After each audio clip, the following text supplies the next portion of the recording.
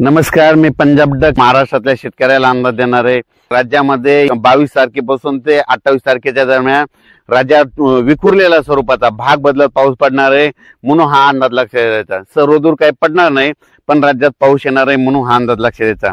ज्यांचं सोयाबीनचा उघडा असेल तुम्ही झाकून घ्या। मग राज्यातल्या सर्व शेतकऱ्याला सांगू इच्छितो की मग हा राज्यात पाऊस कसा असणार आहे, तर राज्यातल्या सर्व शेतकऱ्याला सांगू इच्छितो की राज्यामध्ये 22 तारखेपासून आपण जिल्ह्यावाईज सांगू। तर सुरुवातीला काय होणार आहे, नांदेड जिल्ह्यातल्या शेतकऱ्यांनी अंदाज लक्षात द्यायचा। नांदेड जिल्ह्यातल्या शेतकऱ्याला सांगू इच्छितो नांदेड जिल्हा झालं, यवतमाळ जिल्हा झालं, वाशिम जिल्हा झालं, हिंगोली जिल्हा झालं, परभणी जिल्हा झालं, लातूर जिल्हा झालं, जालना जिल्हा झालं, वाशिम जिल्हा झालं, त्याच्यानंतर इकडं बीड जिल्हा, इकडं धाराशिव, सोलापूर, सांगली, सातारा, कोल्हापूर, पुणे, अहिल्यानगर ह्या पट्ट्यातल्या शेतकऱ्याला सांगू इच्छितो की म्हणजे ह्या पट्ट्यामध्ये 22 तारखेपासून ते 28 तारखेच्या दरम्यान विखुरलेल्या स्वरूपाचा वेगवेगळ्या भागात पावसाची हजेरी असणार आहे। सर्वदूर काही पडणार नाही म्हणून हा अंदाज लक्षात घ्यायचा। आणि त्याच्यानंतर मग सांगायचं झालं तर हा पाऊस राज्यामध्ये मराठवाडा आणि पश्चिम महाराष्ट्रात या पावसाचं थोडं स्वरूप जास्त असणार आहे आणि काही काही जिल्ह्यात काही काही भागात थोडा जास्त पडणार आहे। सर्वदूर काही पडणार नाही म्हणून हा अंदाज लक्षात घ्यायचा। आणि उर्वरित राज्यात सांगायचं झालं तर अमरावती, अकोला, वर्धा, नागपूर, भंडारा, गोंदिया, बुलढाणा, त्याच्यानंतर इकडे जळगाव, नाशिक, धुळे तिकडल्या भागात ह्या 2-3 दिवसात म्हणजे 22 ते 25, 22, 23, 24, 25च्या दरम्यान थोडं काही ठिकाणी ढगाळ वातावरण होईल, तुरळक ठिकाणी पाऊस पडेल म्हणून हे अंदाज लक्षात घ्यायचा। म्हणजे सांगायचं झालं तर त्या पट्ट्यामध्ये म्हणजे त्या उत्तर महाराष्ट्र, पश्चिम विदर्भ, पूर्व विदर्भात एवढा काही पाऊस पडणार नाही म्हणून हा अंदाज लक्षात घ्यायचा। कशामुळे इकडल्या मराठवाड्यात आणि पश्चिम महाराष्ट्रात कशामुळे पाऊस पडणार आहे, तेलंगणा आणि आंध्र प्रदेश आणि तामिळनाडू, केरळ इकडे पाऊस पडणार आहे।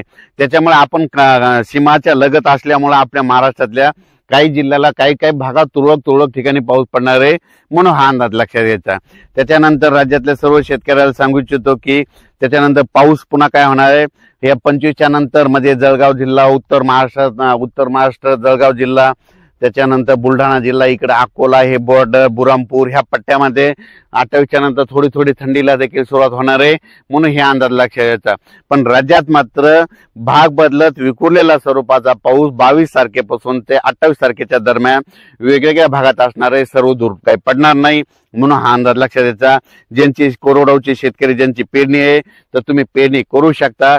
माझी शेतकऱ्याला विनंती की कोरडवाहू शेतकऱ्यांनी चणा पेरल्याच्या नंतर काय करायला पाहिजे, त्याच्या पेरणी केल्याच्या नंतर हलक्या हाताने त्याला रोटावेटर करा। हलक्या हाताने जर रोटावेटर केलं ना काय होतंय की तुमच्या त्या काय होतं, डुक्कर जे असतात ते काय करतात, पेरणी उगवताना म्हणजे पेरणी केल्यापासून 4थ्या दिवशी मात्र ते हरभरा उकरून खातात।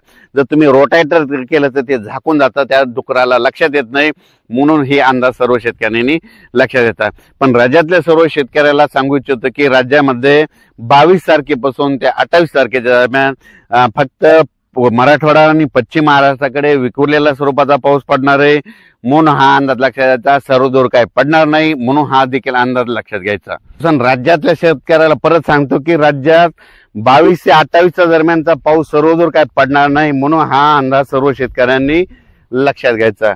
की राज्यातल्या सर्व शेतकऱ्याला सांगू इच्छितो की तुम्ही जसं पेरणीचं नियोजन करू शकता, ज्यांना पेरायचं तुम्ही पेरू शकता, कारण की जमिनीतली ओल हडकल्यावर शेतकऱ्याचं पुन्हा उगवत नसतं म्हणून शेतकऱ्यांनी पेरणी करायला काही हरकत नाही। धन्यवाद।